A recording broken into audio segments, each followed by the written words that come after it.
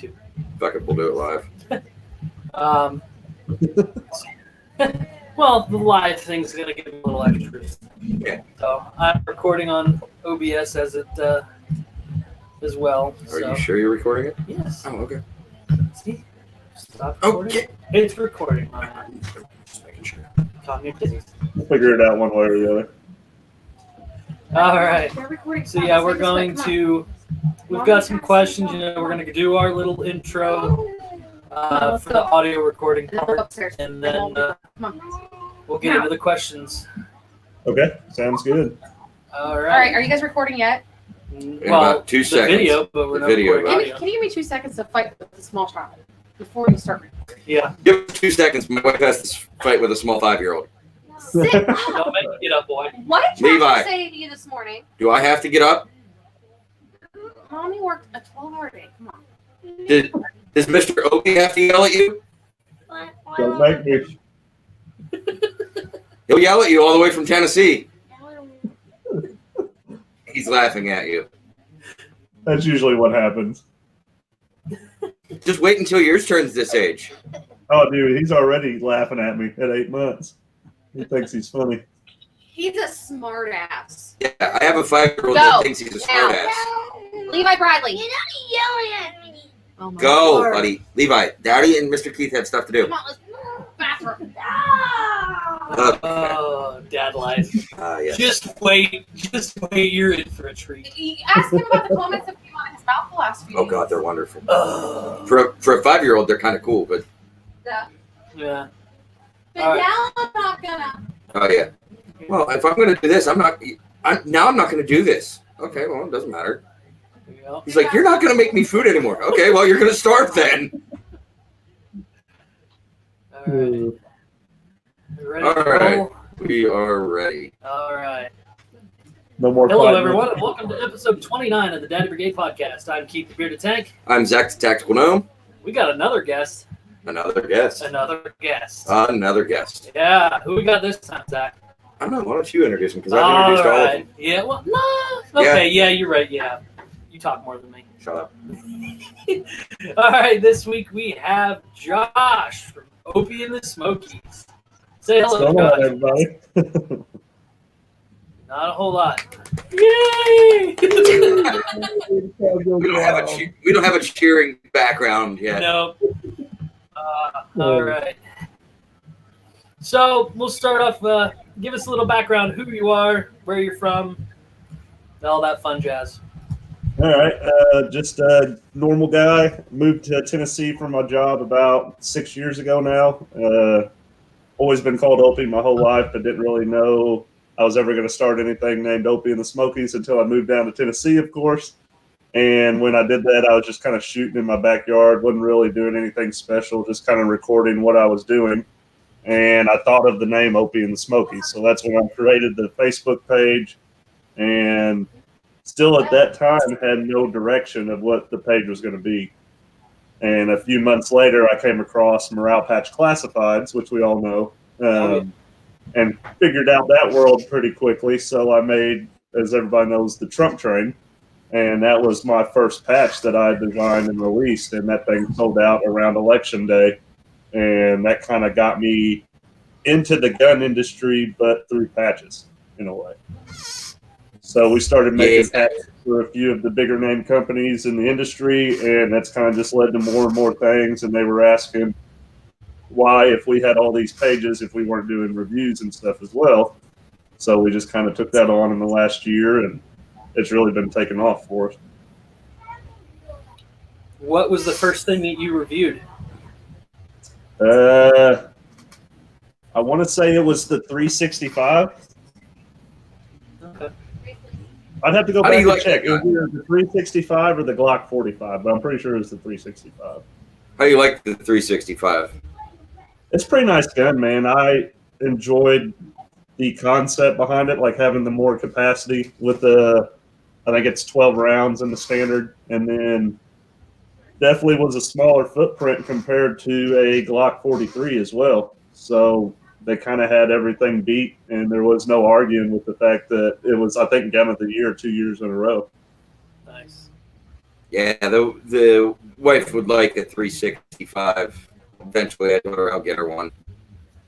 I'd really like to have the XL. So the 365 personally for me is a little bit too small, but I would definitely rock the XL every day. Actually, I knew about the XL coming out due to running into somebody at the USCCA Expo about 4 months before it got introduced. So He you got told me, he's like, the sneak leak. well, they didn't have one there, but he's like, hold off, they're introducing the XL. And I was like, oh. And then I also found out about the 15 round magazine for the standard one. Yeah. That's my voice. Now is that's made by a different company, isn't it?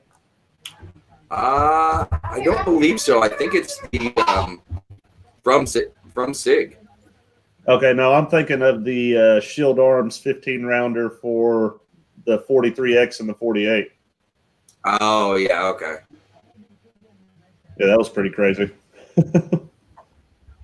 That's a lot of rounds for that little gun. Yeah. I like that little gun.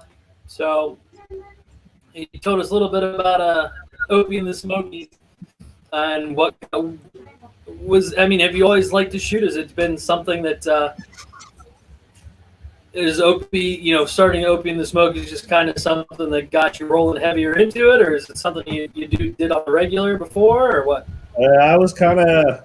So my job definitely put me directly into it. So I'm an ATM guy, service a bunch of ATMs on my own, and that kind of made me get the mindset quickly that I needed to get a gun, and also not just get a gun, I needed to learn how to use it and continue to learn how to use it, because it's not like riding a bike, as we all know. If you don't go out there and practice or do your dry fire and stuff, you really lack in your skill level. So it diminishes quickly. And really got fond of training and going to classes and doing the run and gun type of stuff. And I think that really helps with our videos too, because we're not just out there staying stationary shooting, and we're actually out there enjoying our time and putting the guns to the test and actually using them like everybody wants to go out there and use them. But yeah, I would have to say being an ATM guy would probably definitely make me want to carry a gun. Yeah.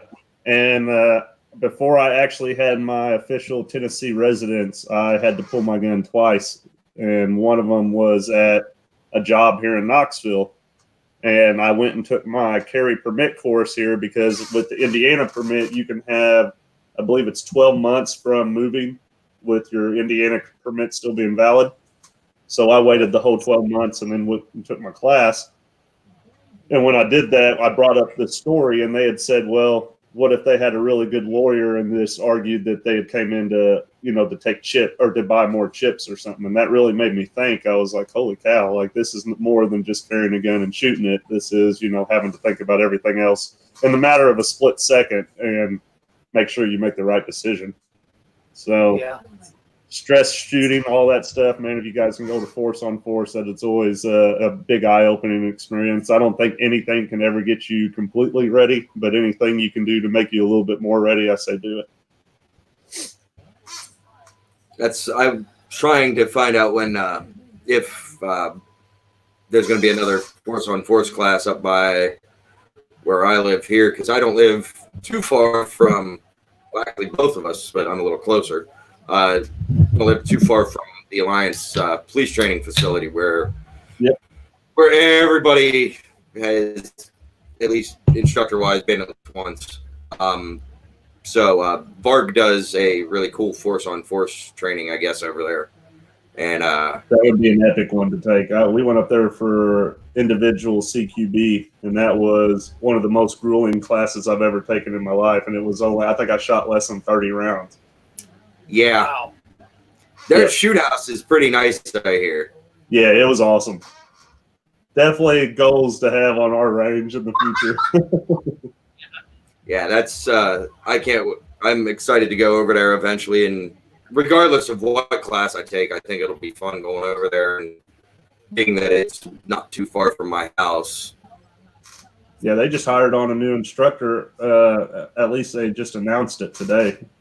Oh, really? Yeah, Mr. Sizelove. So I think he was a Army Ranger. But nice. they've got a pretty awesome team over there of instructors between Chappie and Doc, and now adding Sizelub to it. I think they've got a pretty epic team. So, what do your training habits look like? Severely lacking lately with the kid. Yeah. Ideally, I'd like to go to the range about twice a week. I'm sorry, man. My chair just started squeaking tonight for some reason. I don't know if you guys can hear that. I'm trying not to do it, but every time I like breathe, it it's like, squeaks. oh, I'm on video. But yeah, I used to go to the range twice a week, and then right now I'm lucky if I can get out there once a week. But with all the videos and stuff, we're still trying to find that balance of filming good content, but also making ourselves better with each shot. Because I think that's a principle you need to live by. It's cool to run and gun and make it look good for the gram, but if you're just wasting bullets, you're just wasting your time and energy on making yourself better too. And I'm very guilty of doing that, so I have to catch myself and stop and do a build drill or do a dot torture and try to force myself into doing these good habits to just continue that skill on. Yeah. But dry fire, man, I'm the biggest supporter of dry fire. I think if you can do 15 draws a day if you're carrying a gun before you go out in the morning, it takes less than 2 minutes, and it's very easy to maintain that skill level, and it gets you used to every different kind of clothing you're wearing and everything too. Right. How do you like using the Manus X now? It's pretty cool, man. I actually got it right here beside me. I was going to sit here and probably play with it a little bit while we're sitting here talking. So we got that I video. absolutely love the thing. Do what? I love the thing. I think it's awesome. They're awesome. It is. It's a game changer, and I think it really helps keep your dry fire game honest. Because I can sit there, first 25 shots, I'm really into it, but then I'll catch myself just kind of watching the TV and shooting the figures on the TV and being lazy with it, and that's not really making anything better. If anything, it's making things worse and defeating what you just did. Yeah. You hit first 25 shots. Oh, 93, 92, 84, 52. Oh, what did I do? I got a negative. Oh, crap. Every once in a while, So every once in a while when I re-rack, it'll register that it was the shot and it'll be negative something. I'm like, what? Yeah, not like that. Can you erase that? That wasn't a shot that brought my average down. Yeah. Yeah. Like a lot. Yeah. And I think it's cool how they have the community thing set up. We still need to add each other on there so we can track each other, but I think that's even a better option to have your friends who are into shooting and stuff, keeping them honest and everybody together, keeping each other into it and making sure they're putting in the work. Yeah, because you can sit there and do it. You can practice your support hand. Yeah. Yeah, you can practice your support hand or your primary hand whenever you're sitting there doing your laundry or your, cooking dinner for the night. You only need one hand to use the Manus. Yeah, he's been getting on me because I haven't practiced in a couple days. I'll do 25 rounds or so, and then I'm okay. Let's see. Has he done anything? Oh, no. Text Zach. Zach, get the Manus out, you lazy slacker. Just getting home from work too. Oh, I know. Okay, I had to sit back up. My legs were starting to cramp. All right. Let's see. Man, So how are you guys because watching the comments on here, or are you watching them on YouTube? I haven't seen any comments. Do we have comments? I didn't know if they were this is one of my first times using StreamYard too, so I don't know if mine was all there's hooked Jay. up either. There's Jay, Mr. Trump Train. What's up, Jay? He said he was doing some ceremony. Yeah, that's what he said. Where'd our questions go? Hang on, I'm bringing him back up. Jesus. I don't know what I'm gonna say without having it right in front of me. So getting back into a little bit of the patches, how many designs have you guys done total now? Oh man.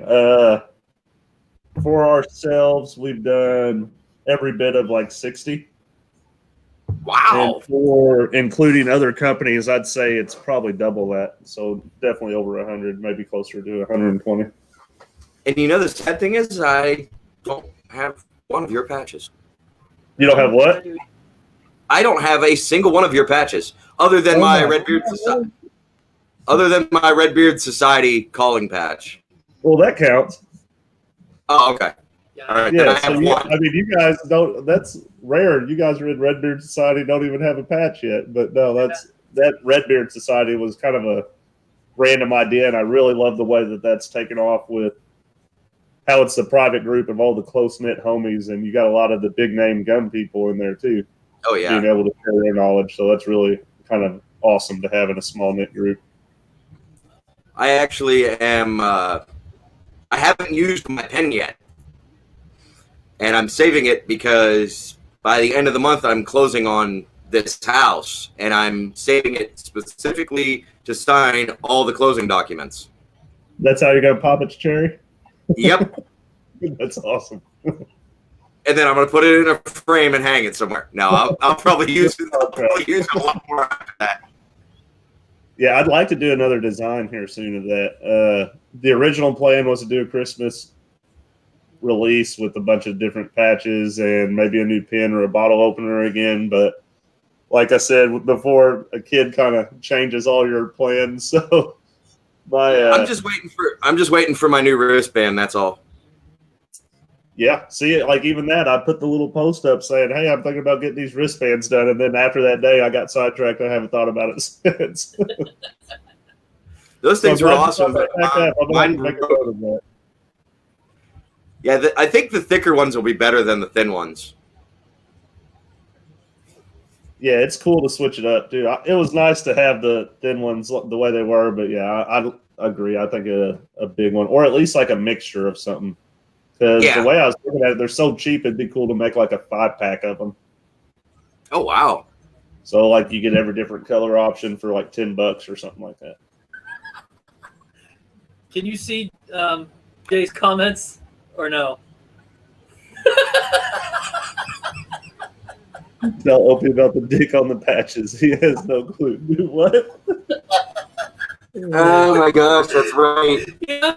When we interviewed him, he told us at the bottom left-hand corner of 4 of the plates that came with the pens, there's a little camo pattern piece that looks like a dick.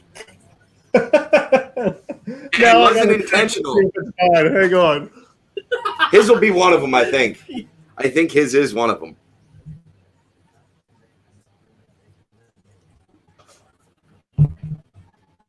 Because mine wasn't, right? No, yours didn't have it. I can remember where I put it. That. Actually, I think it's upstairs because I put a bunch of patches in my bag mid-travel, so I'll have to check it here after we get off He here. said there's 4 of them, and I went and pulled mine out of the safe, and mine is not one, so. Oh, lucky. You know what's really funny, though? I'll have to show you this now. Yeah, it's this one. So you'll have to do it. You'll have to do a giveaway for like who can spot the dick on their patch. First one to show it gets like a free sticker or something. That's awesome. So I had a buddy that worked at Storm Lake here in town for a little while, and he hooked me up with some barrels, and then he hooked me up with the laser engraving on them too. And he gave me a few that were marked with my original logo. I don't know if you guys can see this or not. Yeah. Oh, yeah. But also in the top corner here, on this side over here, top right, there is a dick coming over the mountains. Yeah, I can kind of see it. We've got to be able to focus. Come on. It's not. There we go. Yep, there it is.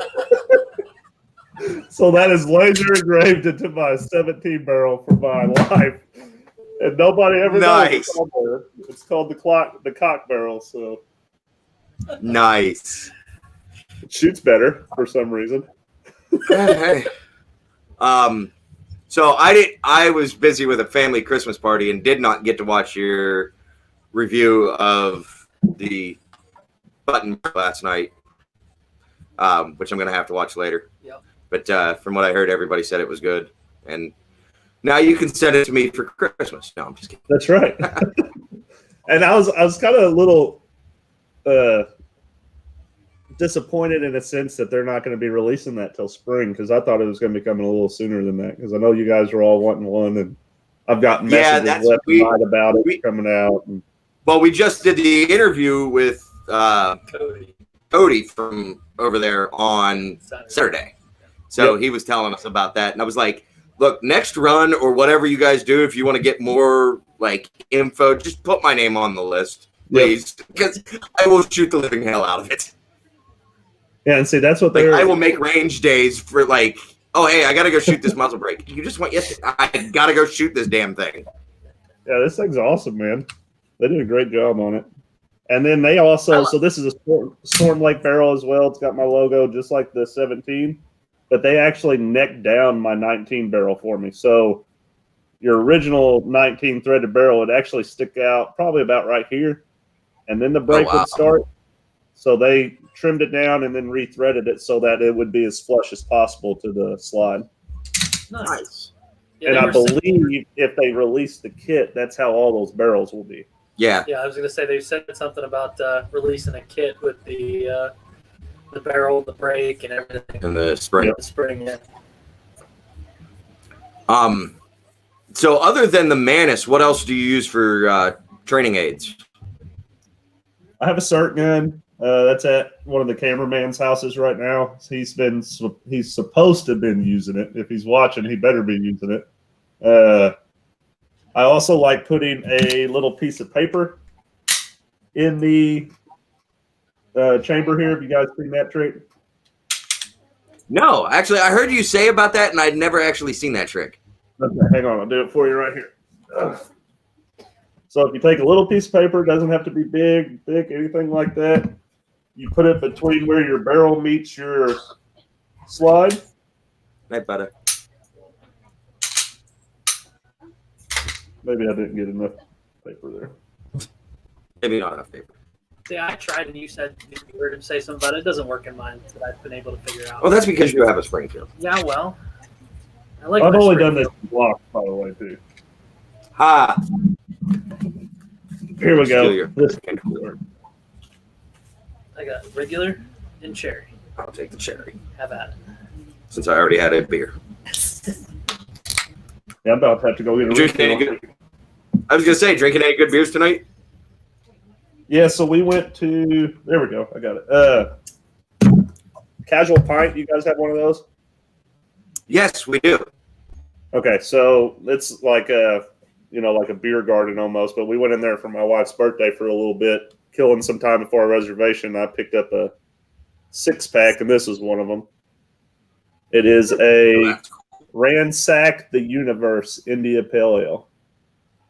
So, not bad. You'll have to try that. But I got this piece of paper in here. Okay. It keeps your gun slightly out of battery, but not much. And then your trigger moves freely. Oh, nice. So you're not getting actual trigger presses or recoil, but you can practice transition and then even doing your reloads and still moving your trigger. So I like that in the sense that you don't have to reset your slide each time. Now, does that register, like if you're using the Manus on, does it register anything on the Manus? I don't think so, because there's no wall breaking in there. Right. It's basically just a free moving trigger. Interesting. But I did just get this. Did you guys see this I posted? No, I didn't see that. Is that the frame that you, your 80, Polymer 80 frame? No, I found this randomly on a Facebook thing. Actually, Jay and his buddy were talking in one of those stipple groups, and this guy had it for sale for $260. Frame and the stipple already done. I was like, yeah, I could probably use another Glock 19 frame. Why not? Nice. But I like the P80s, man. Those are nice too. Yeah, I heard you saying you had started building one or were building a couple. So the Manus is on my current one. Ooh, about threw that at the camera. Wow. I think that's going to be after I get done with my 2 or 3 or how many rifles I plan on building this year. I'm going to build one of them. Man, I got so many parts to build rifles. They're never going to get done. Well, I've got an AR-9 build that I've got to get moving on. I've got I'm building a Colt Commando clone. So it'll be an 11.5, but it'll be a pistol. And then we're going to be shooting a precision match in September. And then when I get back from it, after seeing how I like it, I'm going to build a 308. Nice. You're going to love the AR-9, man. That's one of my favorite platforms. I specifically was building it for the wife, because she said she doesn't like the heaviness and the amount of recoil from my regular AR. And I was like, all right, I'll just build you an AR-9. And everybody's like, that's going to have a lot more recoil. I was like, just shut up and go with it. Yeah, it is brutal. Don't put one of those shockwave blades on it. Oh, no, I'm putting a SBA 3. Nice. That's what I've switched mine over to, and it's so much better. I just need to build one for Stevie. You just need to help or just build rifles with me. Yeah. You know what? We just need to go get our FFL. Yeah. We're working on that. Yep. Let's see here. Went through that one. Who's your favorite patch maker? Since you started with all patches, who's your favorite patch maker? Aside from yourself. I really like Tactical Gent. I got really close to a full collection there for a while, and then came up with some bills that needed to be paid, which is one of the great things about the patch world, man. If you're buying some of these big makers patches, they're more of an investment than just a hobby. So I was able to bring back 3 times what I paid for my Tactical Gent patches at the time. Wow. And I mean, it was crazy. I had a lot of money invested. So I had over $1,000 invested in my Tac Gent collection, even going back to when he had Martech 4. And that was when I was really heavy, like putting a patch out almost every other week, if not every week. And I think I sold all of them for maybe $3,000. And that wasn't like raping people on the price either. That was what the market value of those patches were. When Marsec 4 was a big deal, I had the original Paper Slayer and the original Tac Gent, and I traded them to someone for. I literally was just thinking about selling them, and at first, and then I'm like, I'll keep them. Some guy goes, well, hey, like if you're looking to trade them, like I'll make you a deal. So he traded me a custom built Zachwood pry bar and a Spyderco PM2 Elemax sprint run. Oh wow! So like $400 worth of stuff for 2 patches, and I'm like, okay. Yep. So I kept my Paper Slayer set. That was the only thing because I do have a complete collection with that. I have the Slayer as fucks that he shot with a round too, and then he sent the bullet casing with it and everything. So supposedly that one's worth well over $500, and it's only 10 patches. I have all of them, but the original one and the Brady Slayer, and the Slayer as fuck one. Yep. Yeah, that was actually, if something brought me into patches, it was that series alone. Mm-hmm. And then I realized how quickly it was kind of hard or rare to get those patches at that time because I came in really late. So I always liked Tac Gent. I believe the Paper Slayer was the reason behind that. That's why I kept those, and there's no way in heck I would ever let those go for any less than $500 for the set. And I'm in no hurry to try to sell those either. But I think my other favorite companies as well would be, we're all in MPU, so I like Carbone stuff when I can catch a drop.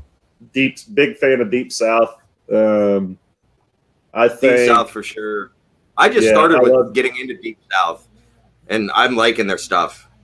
Oh, dude, and and honestly, man, like when I first got into it, it was way easier to get on these people's drops, even being just what I would consider a peasant in the patch game. I was still able to get the patches I wanted to collect, if you got two, you were able to sell one for the price of drop plus another patch, so that you basically were getting your patch collection up for free. And I love that. That's capitalism at its finest and stuff. But now, man, like, there's a few times I literally sat there and wasted my time on trying to get a patch and never got even close.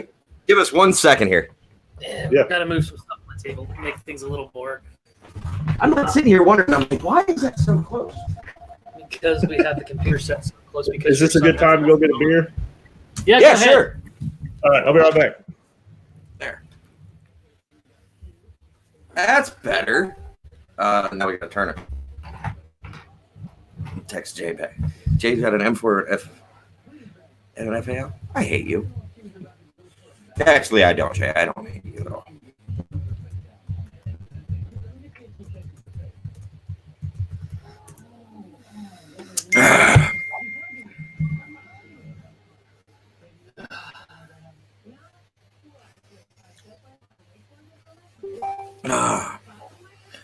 Who's texting you?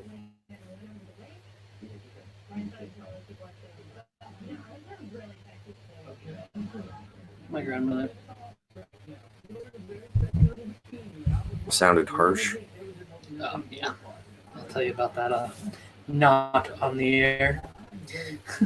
Oh yeah, I keep forgetting we're on the air. Yep. 2 things. Which one?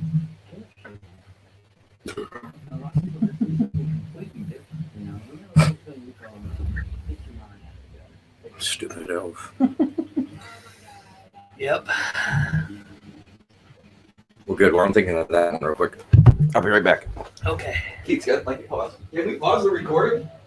Not live, but Sorry about pause that. the podcast. No, you're fine. Zach had to make a run real quick while you were out. We're talking back to Jay, and of course, my grandma decided to text me, so. Gotta take care of grandma. Yeah. Finalizing Christmas plans and stuff, because we have about 1,500 stops to make. I have Like 3. Santa yourself. Yeah. I have 3 this year. Yeah. Anyway, okay. Now that everybody's refilled, and I had to go check the laundry to make sure it was doing its thing. Daddy Brigade podcast. You got other things you got to do. Yeah, got dad duties while doing the podcast. Yeah. So I know you don't post about your little one a lot, but you said he's going to be a special operator someday. That's right. If he wants to go that route, I've already helped him. There you go. You got OPSEC already down pictures of his face already. He snuck in on a live the other night on Facebook. I don't know if you guys caught that or not. I did catch that one. I was like, wait a minute, he's not allowed to be on there. Yeah, no, he totally like scooted his butt right into it. He was like, yo. So you said he's what, 8 months now? Yeah, actually he'll be 9 months and 2 days. So how's the intro to dad life treating you? It's really good, man. The first few weeks I really struggled with not getting any more sleep than what I was already getting. It turned me a little hateful, not to him directly, just in a sense. So I had to quickly learn to get over my pride and suck it up for him. And, and since I'm he was basically chewing us all out online, folks. Don't let him fool you. He was chewing everybody's ass out online. No, I'm just kidding. I'd be like, why aren't you sleeping? Like, I don't get it. Everything's perfect. You got this warm house with this warm bed and everything you need. And you know what? I will knock on wood. My little one, he was born 5 weeks early. He spent a week in the NICU. And when he came home, other than one little scare that we had where he ended up with like baby acid reflux, and we had to go to the emergency room because he pretty much kind of quit breathing because of the reflux. Other than that, the kid slept damn near 6 hours a night. Jeez. Straight. I was like, oh, thank God. And all 4 of my kids like that too.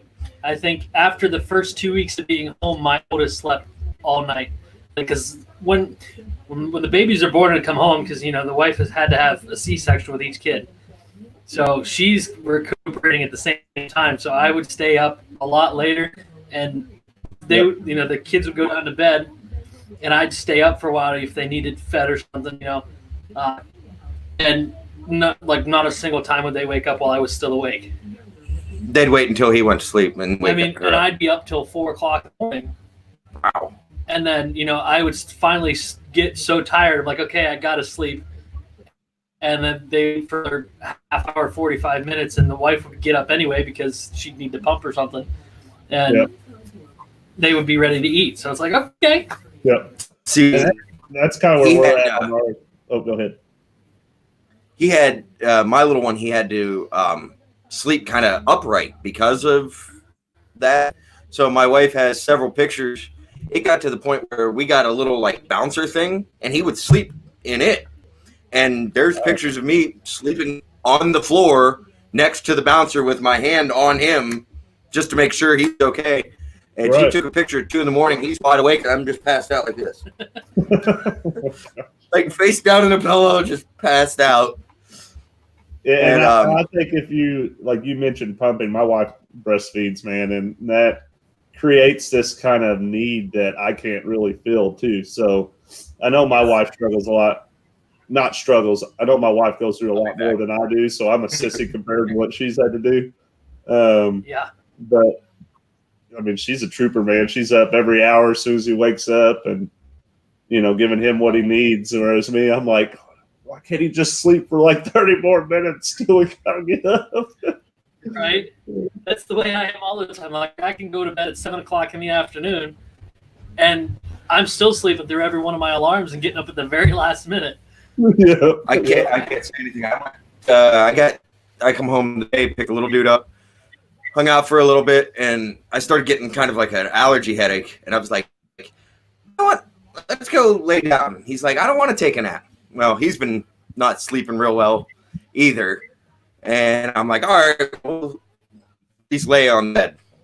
Next thing I know, he's playing his tablet, and I fell asleep. Finally, I think you texted me, or somebody texted something, and my phone went off. And I looked over, and, that was about an hour and 45-minute nap. I was like, oh, okay. Well, it's time for me to get up now. 4 o'clock in the afternoon.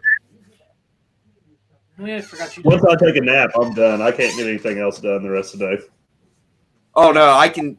That's one thing I think with him. When he was little, I would come home because I was working morning shifts, so I'd start at 4 a.m.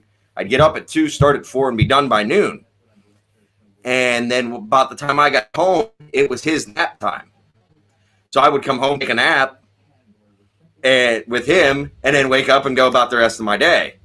And I still laugh with him.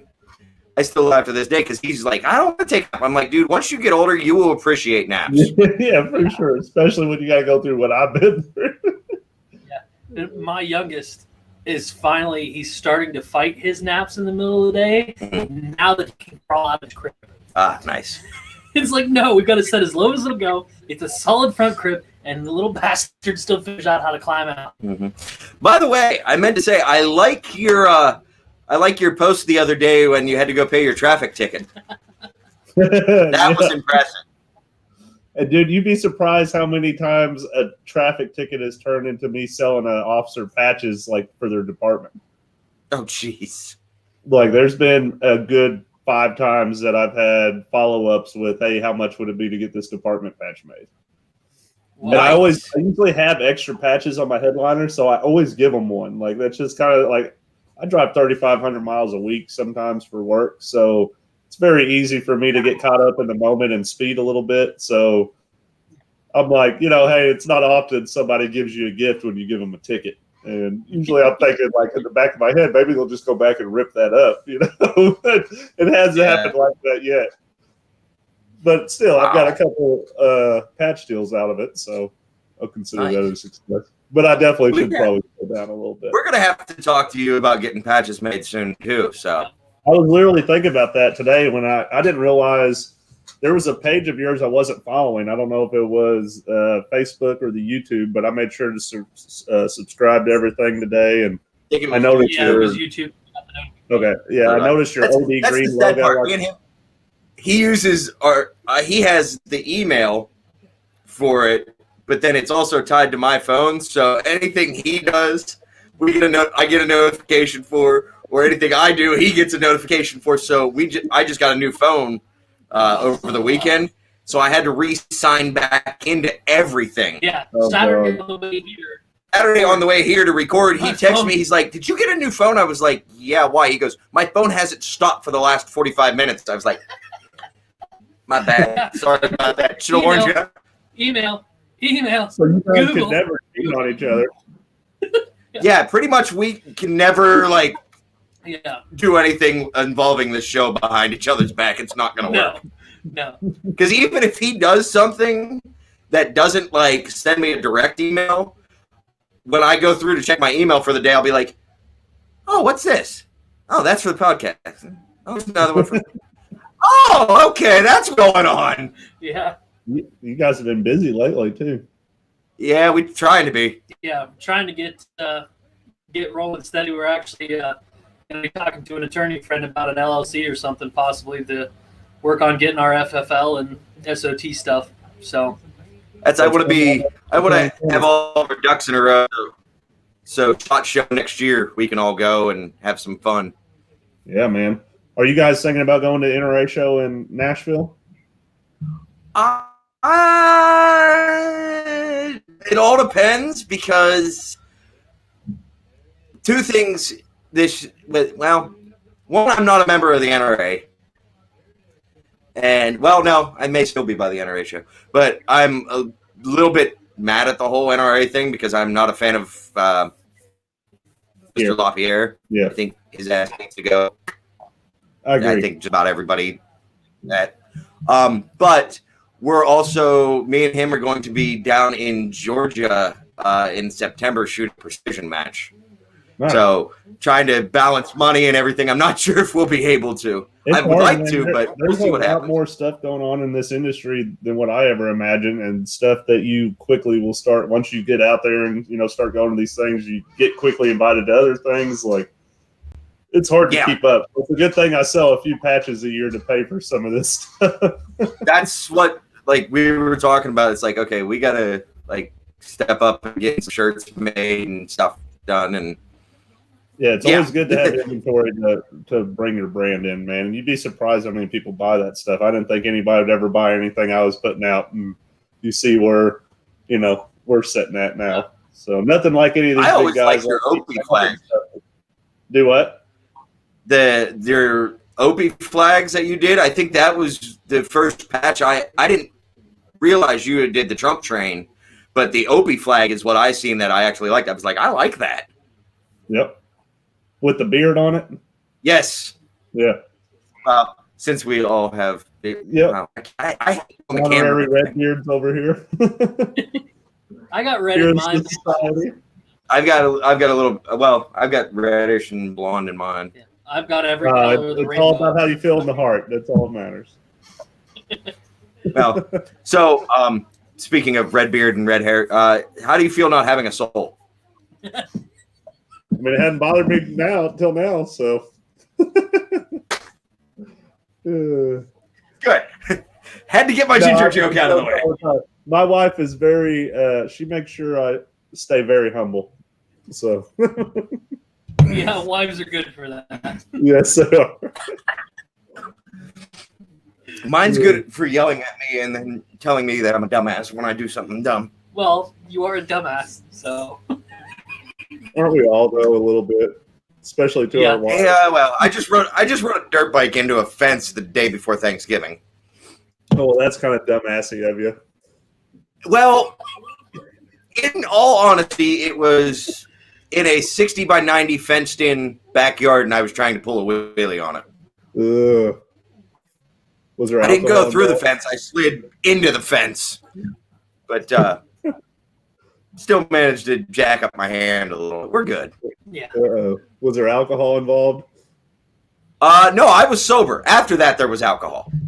Well, there has to be afterwards. Tushko wasn't going to let you go without riding your ass about it either. Oh, no, they still do. I just went over to his house for his birthday this weekend, and he's like, oh, by the way, you bent the fender on my bike. I was like, shut up. That was there before that. Yeah, that was already done. Just shut up. The sad part is the drunk girl managed to ride around the backyard better than I did. Carlita? No, No? one of his friends. So let's see. Now that we've got completely, normally we're good on staying on topic. We are completely off topic, which I don't have. Interviews, there is no Yeah, really, there is. What's your everyday carry look like? Do you switch it right up, now, or do you kind of carry the same gun? So I guess I should say with the reviews, I really try to go a different route than what most people do. So not only do we try to make our actual review entertaining, but if it's a handgun, I try to carry it too. So the only one I haven't recently carried was that 1911. I didn't have a holster made yet for it, and it's just a retro 1911. So it was kind of a no-brainer not to carry that. Yeah, 2 World Wars, but I hoped not to go to World War III when I was carrying it that day. But got the new. You're pretty close to the front down there. Yeah, it's closing in. It seems like, man, it's a hot topic for sure. But we got the duty version from them, so I am going to have a holster made for this one and actually carry this one for 30 days. Nice. So I do switch my carry gun around a lot right now. But if it's my ideal carry, it's a Glock 19. I like definitely shooting the RMR now, so it would probably be very similar to this setup. And ghost spring trigger on it, threaded barrel for sure. I would probably keep the comp on it, but I'm okay if it doesn't have the comp as well. And I'm a big fan of fiber optic sights too. So if I'm not using a red dot, I use the Zeb Technology fiber optics. So it's a blacked out rear and the orange dot. Nice. But I've always been able to pick those up the best. And eventually it'll probably be this frame with the RMR cut. But this is a Gen 4 and my current setup with the RMR is a Gen 3. So I'm going to have to get a whole new slide cut and possibly even get a new RMR and everything too. Yeah, you can never have too many RMRs. Expensive as hell, dude. On that dad budget, that ain't really working too well. I'm actually looking at the Holosun 507. Yes, man. I have not heard one bad thing lately about Holosun. It's pretty crazy. It has the same exact footprint as the RMR too, so I'm like, well, might as well just get a cut for it and just go with it. And if it doesn't work, maybe it lasts you at least till the time you can get the money to save up for a RMR. So after the wife is done screaming, listen, whatever. You got to figure out a way to hide the money. That's on you. But all you got to say is, I won it in a giveaway. That's been my line. Hopefully she's not watching this. It's been the line for the last 3 years.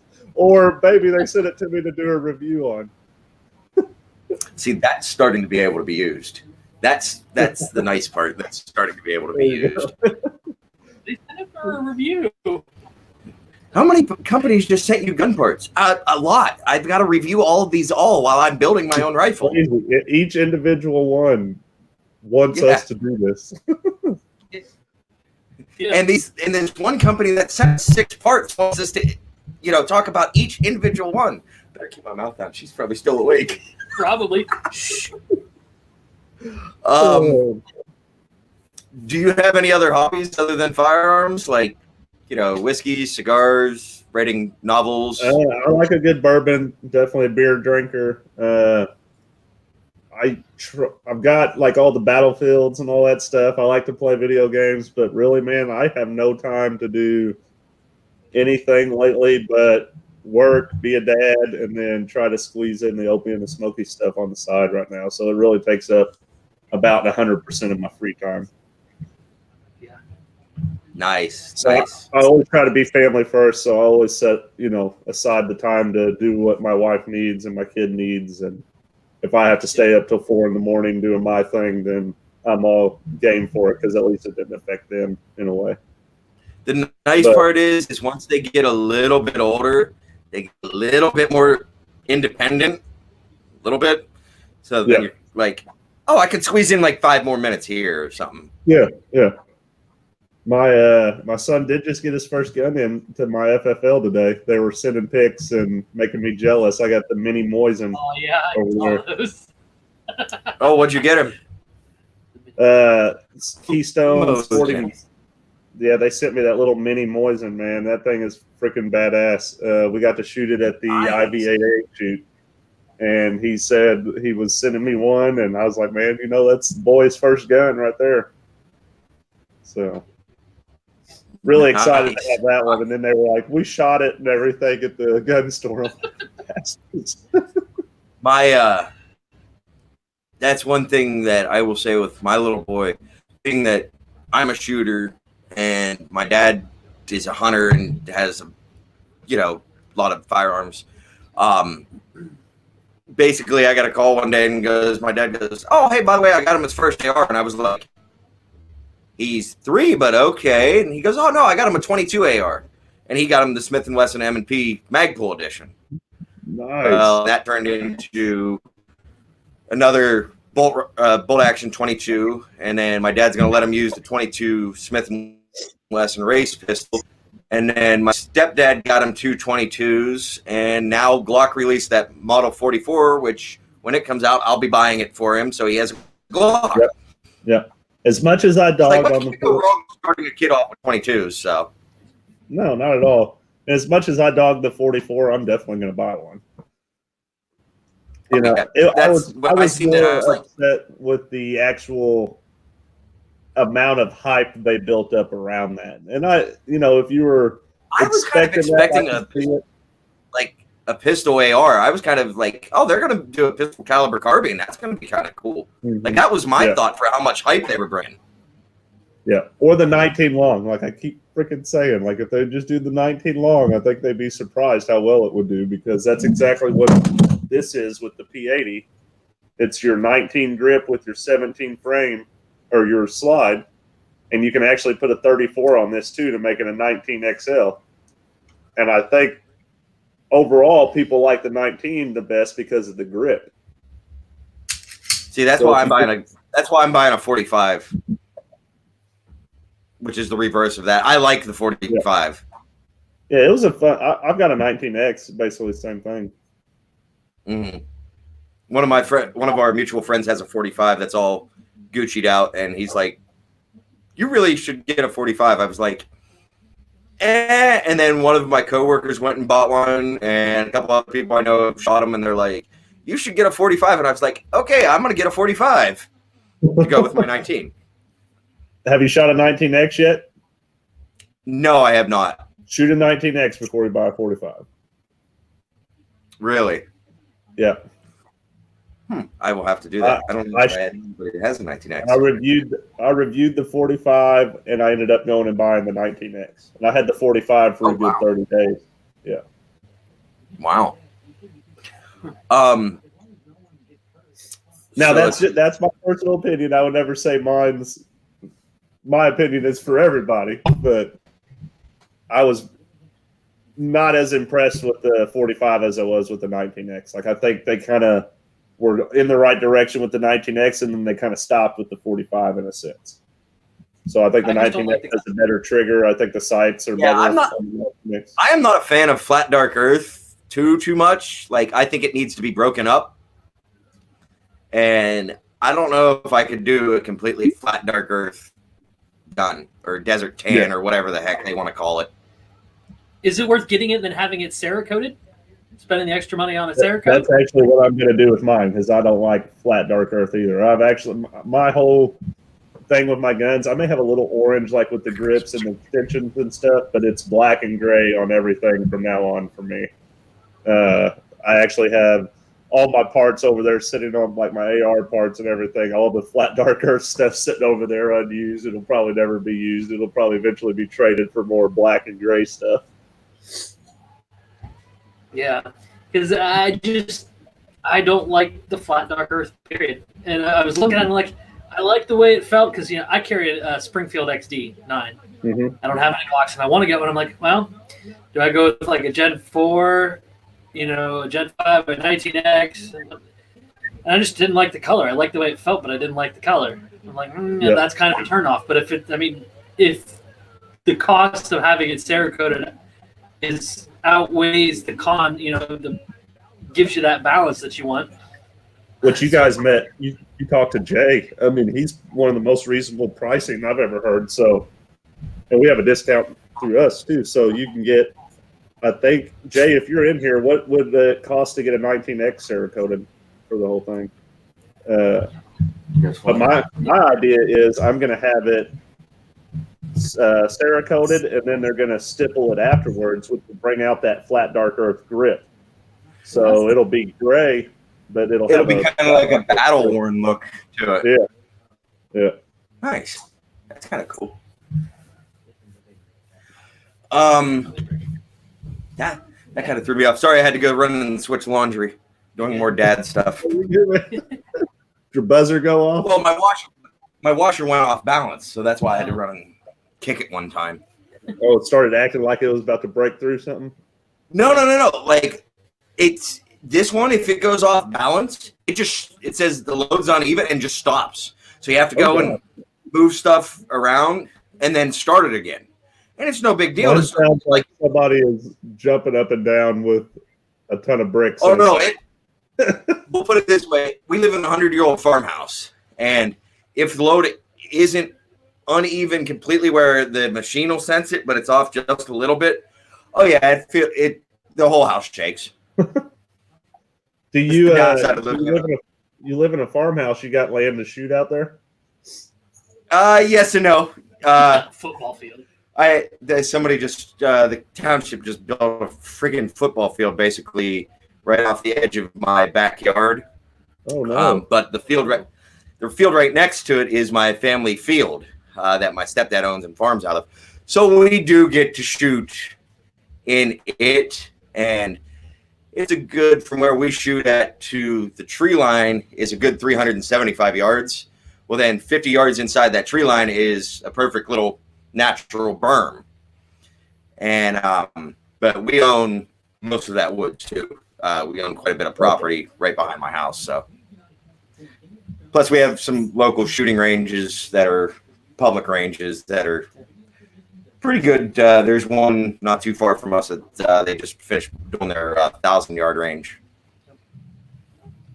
Nice. And I've got 160 acres that I can go play on whatever I want, as long as I don't mess with my dad's crops. Oh, quit bragging already. No, I would love to do. That's the dream right there. We've got, you've seen the videos of our range. It's 75 acres, but we're really only using about maybe 10 of it. But yeah, man, to have something like that is the dream. 160 acres, you do what you want. Let's see here. So, other than your pistol for your EDC, what do you carry? Like med kit, knife, handcuffs? Yeah, my knife in the truck. Right now, I have the I think it's the CRKT. Oh, it's the one. It's like a really stabby, pointy looking one. It's a M16. No, that was the folder. I have a couple of those.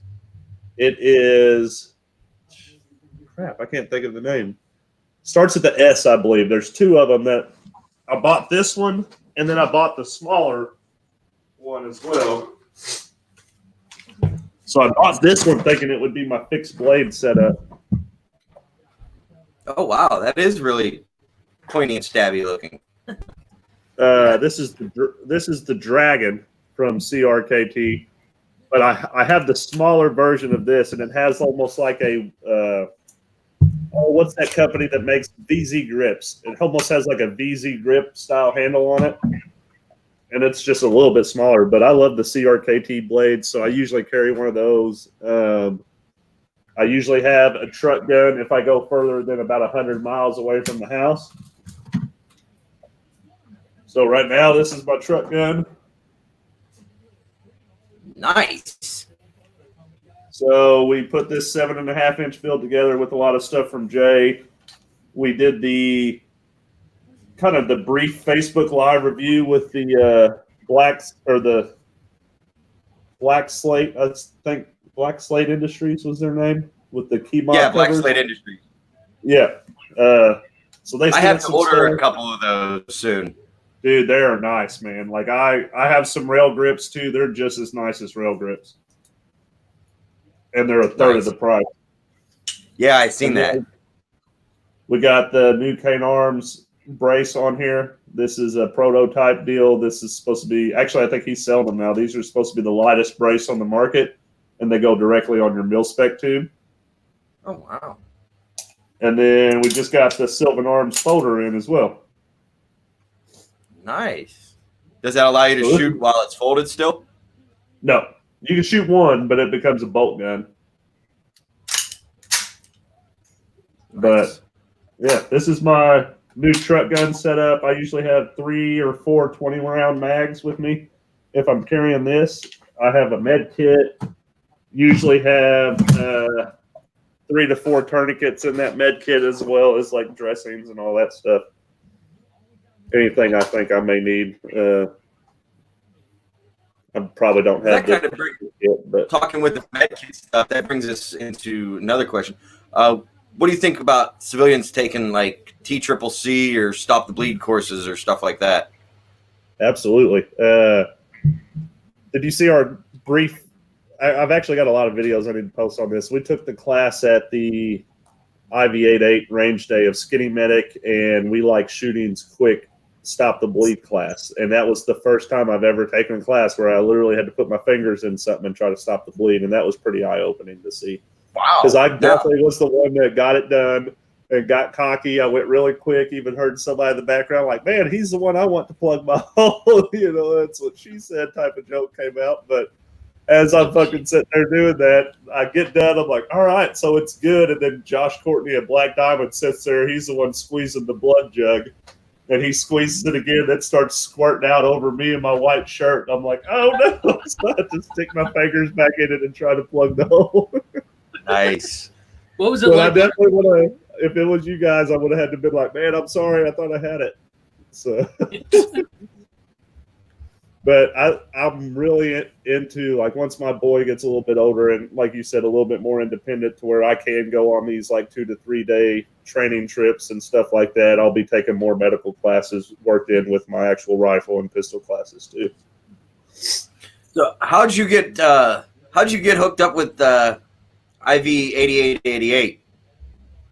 That was kind of through patches, actually. Brandy, his wife, is a big patch collector. Oh, nice. Helped her with a few things. She had mentioned us getting invited to the shoot, and that was kind of, you know, we've been to 2 years in a row now, so that was almost 3 years ago. And I was like, oh, yeah, that'd be great. You know, just let me know. Well, like a week or two before, no, I'd say it's probably a month before, Fit and Fire. Do you guys follow him? Mark? Yeah, I think I do, yeah. Okay, yeah, he's a great dude as well. He follows our page, and he was like, hey, are you going to the IV shoot? And I was like, you know, she had mentioned something about it, but I probably slept through this, fell through the cracks this year. And he was like, hang on, stand by. And within 2 minutes, I had my invite to the show, or to the shoot. Nice. So we went out, and then we make them a custom patch each year and give it to Chad, Eric, and Brandy. And then we kind of take our own swag packs and give out. And that's really it's a great place to go and shoot cool guns, but I treat it as like, this is your chance to meet me face to face and meet the person who'd be making your patches. So I've gotten more patch business from these little side shoots like the IV shoot and the BDU shoot instead of actually the NRA show. Oh, nice. Cool. That's kind of what I would like to eventually be able to do, is go to like little shoots just to kind of get like the face with the name of the podcast and be able to hang out with some of the top level guys or just all around just guys in the industry and, just to be able to hang out with like-minded people. That's my big thing. I mean, I don't think it would be too hard to get you guys into something like that if you're willing to go to it. I mean, it's definitely, it's just as extensive, if not more, than traveling to the NRA show. Usually there's a lot more people going to the NRA show, a lot easier to book with people. With these Georgia shoots, they're a lot more low-key, and you only have a couple hundred people going as opposed to a couple thousand people that you may know that are going to be out there that you can hang out with. Well, that's like when I did the USCCA Expo, I got to every time I bring that up, you're still salty. I am salty because I was in Missouri. He had to go to a wedding in Missouri, and I got to go play with new firearms and talk to. Let's see. I got to talk to Instructor Zero, John Lovell, and James Yeager. And nice. This one was salty. Like I'm really salty about Lovell. Oh, don't worry. I was that good friend, and as soon as I got a picture with Lovell, I sent it to him. That's one of the idols right there. I mean, that dude's like, he was super nice guy. Oh, him and Instructor Zero. A lot of people I don't like Instructor Zero. Well, I finally figured out, and after going to one of his little classes while we were there, like his seminar thing, I understand why he's so hard to understand. He's what did I say? Italian and South African? Something I don't remember. He's originally was born in Italy and then is South African or something like that. So no wonder the dude his accent is so mixed. No wonder he's so hard to understand. But super nice guy. Yeah. Oh yeah, he's awesome. And I ruined one of with him, and he's so short. He is. I was expecting a lot taller guy, and then I seen him. I was like, "Oh my god, he's short."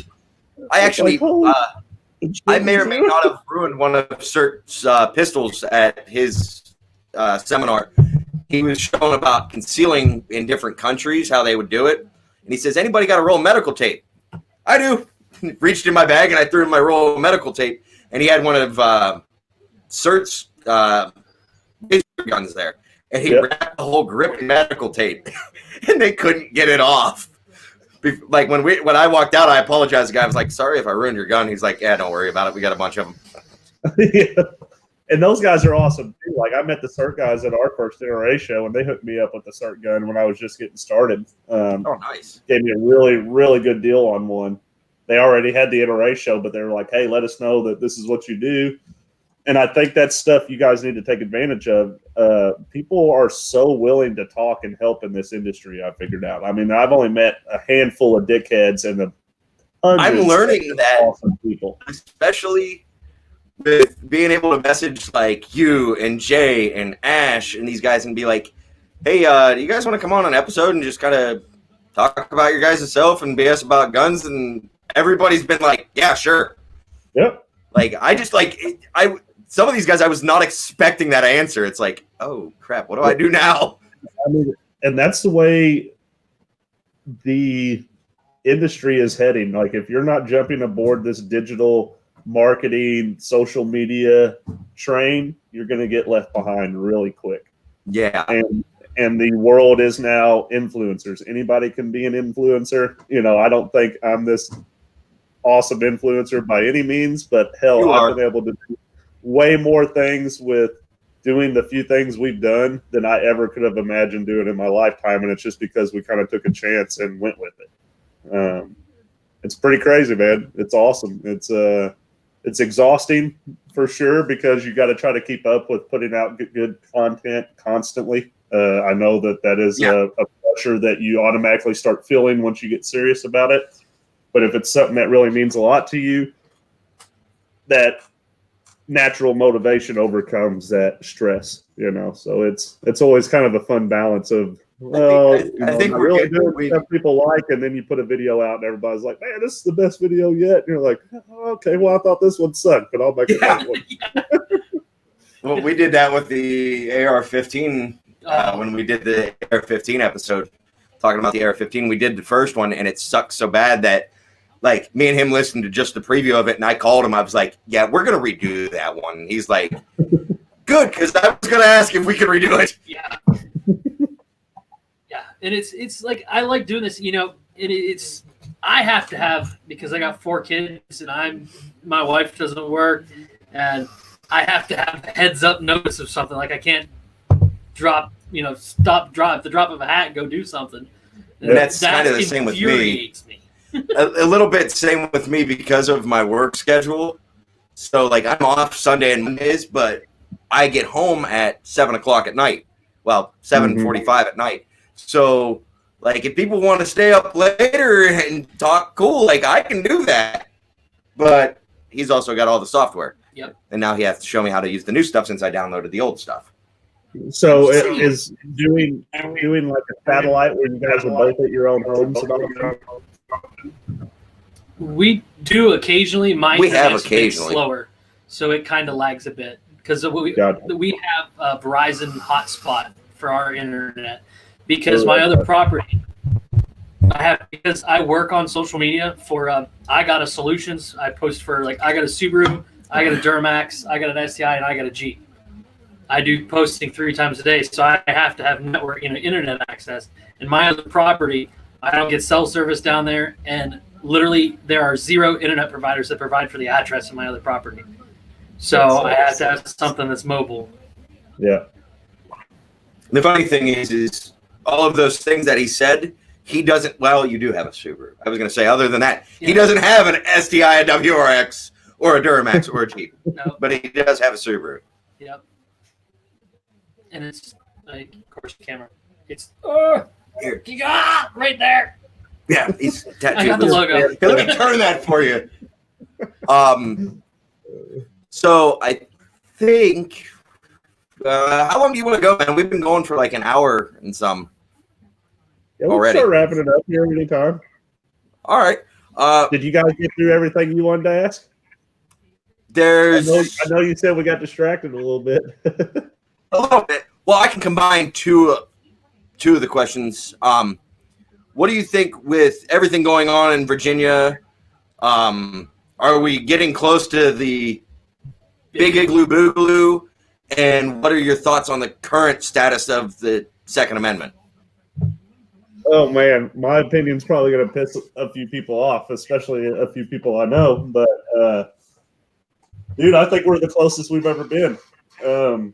I hate saying it, and I really, really hate seeing the divide between us and police and government right now, but I think government has severely overstepped their boundaries for a very long time. I think the police in Virginia are doing exactly what police everywhere need to be doing, saying that they're not going to enforce this stuff. I've heard from several people and seen several posts online that really seem to put this like, well, police are here for you and you should just know that mentality out. And that really bothers me a lot because I don't care if that's the case or not. I think you should be proactive in letting us know that you're not going to come out here and try to kill us and take our guns and stuff. And not saying it's ever going to get to that. You know, that's a very, very far extreme of this boogaloo thing. But I think we're just so polarized that now even in our own industry, in our own community of the Second Amendment and the gun world, that we're all divided in ourselves too. And I could see this going completely the wrong way. We saw what happened with Whiskey Warrior. He played every single one of us. Luckily, I was asleep that night. And yeah, you missed an absolute shit show, that's for sure. Yeah, I was one of the ones that ate crow the next morning, that's for sure.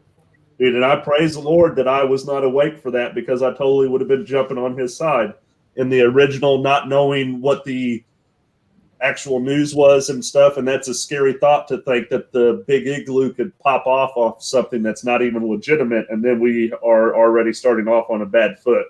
I think if Virginia does get to the point to where they start shooting innocent people, then you have a completely different scenario playing out. And I say the Big Igloo should be happening. I think no matter what happens from this moment on, I think every single politician should be looking at what's happened in Virginia and think like maybe these people aren't so much of a pushover as we thought. Yeah, And that's kind of what I'm hoping that comes out of this whole thing eventually is people look and go, yeah, maybe we really need to step back and think before we start trying to push these people over, because they're not going to go like. I'm very, very, very tired of, and I was talking to several people about this the past few days. I don't remember a time before George Bush, even during George Bush's status. I remember like that was right when I was starting to get into high school and stuff when George Bush was president. So you started getting these personalities with your friends of who was different based off political beliefs. You know, you start figuring that stuff out really quickly. But before Bush, I never remember everybody being so against each other that didn't agree with them. And I don't know how that's ever going to get fixed. And I don't think that there's anything ever going to fix that. I think it's just going to get worse and worse to the point of a civil war or a catastrophe event that just really like either wipes us out or, you know, like you can't even describe what is going to happen or even imagine because we're playing history that's never been played before. Like most people never make it to this far in history before they wipe themselves out. I never thought of it in that perspective. So there's the last two questions we have here. What's your favorite gun, favorite caliber, and favorite optic? Woo. Favorite caliber for sure, 9mm. I'm a big 9mm fanboy. I think 9mm ballistics have come a very long way in the past couple of years, and that you could put a 9mm carry round, you know, on that top 5 level against anything in 40 and 45 and still be good in the streets. This whole now, 45, are you a Glock fanboy too? Yes, 100%. But I will never limit myself to just Glocks. I personally choose Glocks because it's best for me, but I am loving the fact that I have a couple of 1911s now. I've never had that, so that's been the gun I've been picking up every time I come down here and just kind of play around. You know, I really want a Hudson. What is it? An M9? Is that or C9 or whatever the Hudson is that went under? They're the ones that have the crazy design with I believe the barrels under the bore, or the barrels on the bottom part of the slide instead of the top, so the actual recoil spring and everything's above it. Have you seen that? Wow, I haven't seen that. I could be wrong on this too. The Hudson He picks up his phone and starts Googling. Hudson came out with this gun a few years ago, and it was pretty mind-blowing, the technology behind it, but then they went bankrupt and they like didn't get a bunch of orders out and stuff, so they completely went under. I remember hearing about that. The H9? Is it the H9? H9, yeah. Wow. That was close. One of those letters. That even looks cool. Mm-hmm. Yeah, it's a cool gun, and I thought it was really cool. Now they're saying, like, I guess there are a few companies who have now picked up making aftermarket parts for it because they break a lot. But oh, nice. There was like they were talking like we're not going to make parts, we're not going to do anything. Sorry about you, you're shit out of luck. That's the kind of way they went out. So we'll probably not be seeing a bunch of Hudson anymore in the near future. Wow. So we got caliber. You said favorite gun, like overall, anything? Yeah, anything. MP5. Whether it's yes, I'm an MP5 fanboy. Yeah, I will have. If it costs me my liver, I will have a full auto MP5 before I die. Wow, at least he's. If you ever make it to give over your liver, Zach. Yeah, I can't give up my liver. If you ever make it up to Ohio when we get our FFL, you can gladly come up and play with our MP5 when we get one. He's gonna have. Awesome. I will have one under a dealer's name.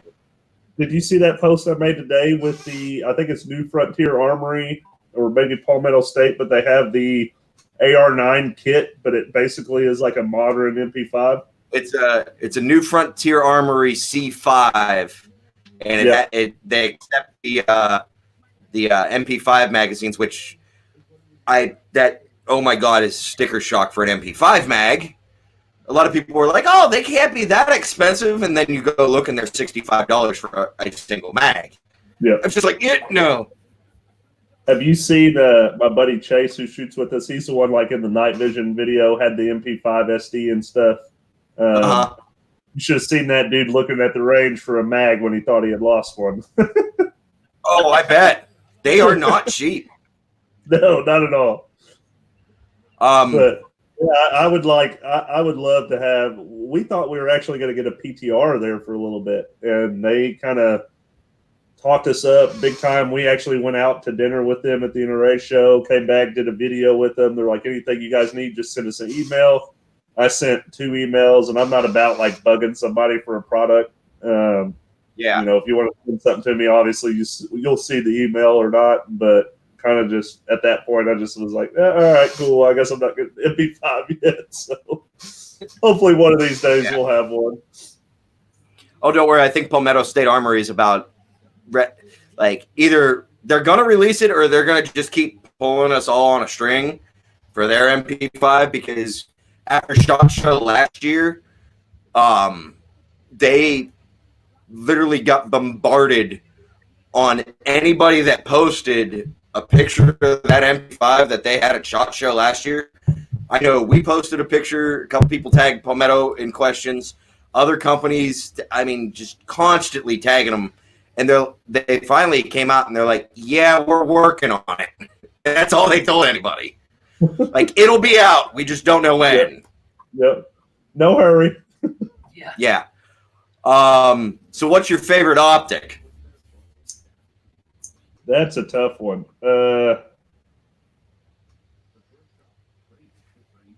Favorite optic that I've seen or that I currently own? Is that 2 different answers? It's whatever you want. All right. So I'm a big Vortex fan. If I'm going to buy an optic, I'll buy Vortex right now. So I really like the Spark red dot system. I have 5 Strikefire 2s. I love the Strikefire 2 as well, but those were like the first ones I kind of got into, and I kind of turned more into the micro dot system. I really am on this lightweight kick, so I try to build everything as lightweight as possible with my AR builds. I have one that's dedicated to long range shooting, and it could be as heavy as it wants, but it still comes in at like 6 pounds. So I have a Strike Eagle on my general purpose rifle. Yeah, Strike Eagle. And it's a 1-6. I'm like, I don't plan on going past 600 yards, if that far. So yeah, 1-6 is perfect. If you're shooting at something about 600 yards away, you're just giving away your position at that point. Yeah, pretty much. And the last question. Oh yeah, go ahead. Well, go ahead and talk about the optics more if you want. No, I was just going to say, I saw this, and I can't remember the exact model, but it was at the NRA show. They had a mini, I believe it was a mini ACOG, and it had an orange reticle. And not just because it was orange, but it was just this crystal clear mini ACOG. Of course, it was like $3,000, but I thought that was like one of the coolest optics I've ever seen. Futuristic, not ever being able to afford in my lifetime, probably. We went to the BDU shoot last month. It was in November. And the guys from Leviathan Group had the optic that the Punisher used in the series, and it was the thermal optic. The same exact one. They were actually the ones that lent out that optic. So we were holding that optic from the Netflix series in our hand.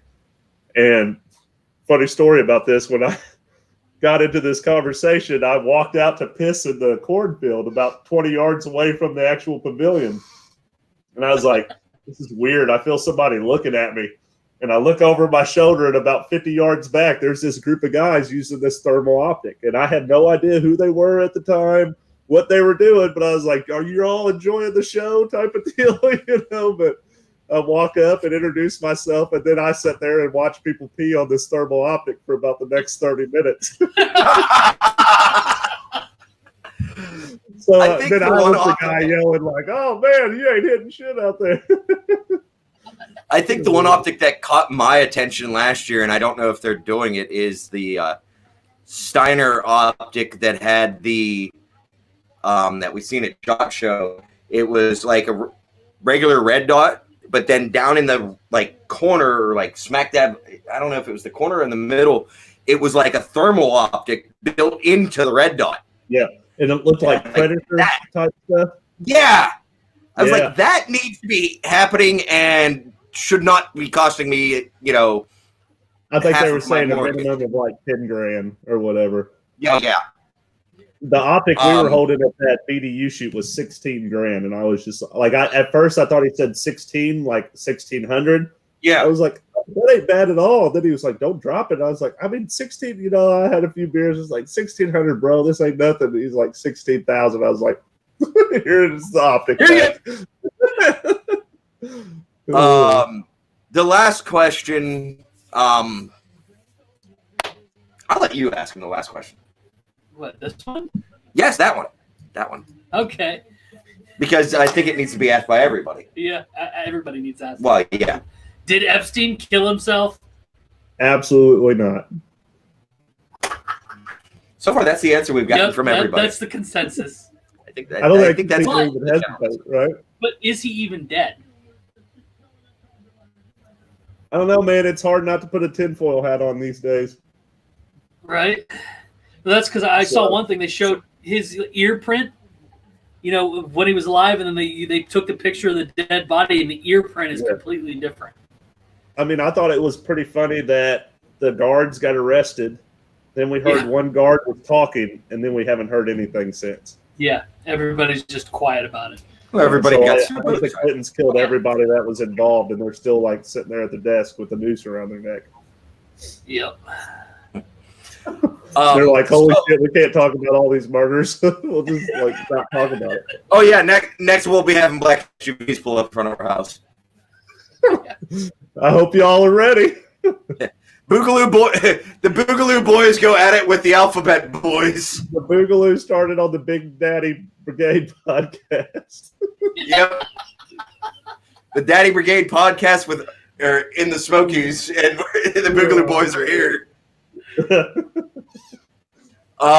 So where can all of our listeners and the ones that are watching find you at? So if you want to see our actual videos, like our content videos, go to our YouTube channel. It's just Opie and the Smokies, like you see on the screen here. Our Facebook and Instagram is the same. Instagram has no spaces in it. We do the most posting to Facebook. YouTube actually just passed 1,000 tonight. So we, like John Patton over at the Gun Collective shared our page on GunTuber of the Week, so that blew us up tonight. So it was a really good day being able to do that, come on the podcast, and a bunch of other patch stuff in the works. So it's been a good Monday for sure. That normally doesn't happen. But we also have a website, opieandthesmokies.com. We got a little bit of some swag up there right now. It'll be restocked by spring with a bunch of new products. I get messages every day about my hats and my shirts, so I guess that will definitely be some of the products that will be restocked, and then probably a few new designs on those as well. And those bands. And the bands. Hopefully the bands before then. I won't make you wait 3 months for that. Are there any pitter-patter patches left by any chance? There actually are. So if you guys text me an address to send you a care package, and I'll try to get it out this week to you. Sweet. I'll let you send the address. So I've got one last question because you had mentioned, what is your obsession with orange? I've always so growing up, I was a big dude. I really thought I was, for whatever reason, going to be, I don't know how to describe this with being politically correct. I was a wankster. So like I have seen the pictures. Allen Iverson was one of my idols growing up for whatever reason. Always wore Jordan shoes. So red, white, and black was my colors growing up. But moving to Tennessee, I think it's when it kicked in like the Vol colors. So we're a little bit different color orange than what the Tennessee Vols are, but I love the orange, gray, white, and black combination. And I don't think there's very many other combinations that really set apart or can make a statement like those colors do together. And it kind of gives us an unlimited option on putting all those colors together as well. Awesome. Yeah, I kind of that was one of the questions I was thinking about. I feel like I gotta ask him what this obsession with orange is, because it has nothing to do with the everything beard. has orange. When you're zombie green. Yeah, I can't argue. I do have an obsession with zombie green. Like I have a belt from one of your lovely state neighbors there, SOE, and it's black zombie green. That's awesome. I actually that's one of my goals is to have him on sometime eventually. But John is so busy. I'm like, it'll be one of those like, hey, if you get a spare moment within the next 3 years, just hit me up. Anytime you want, we'll be ready. So, well, I think we've got all the questions asked. Anything you want to ask us?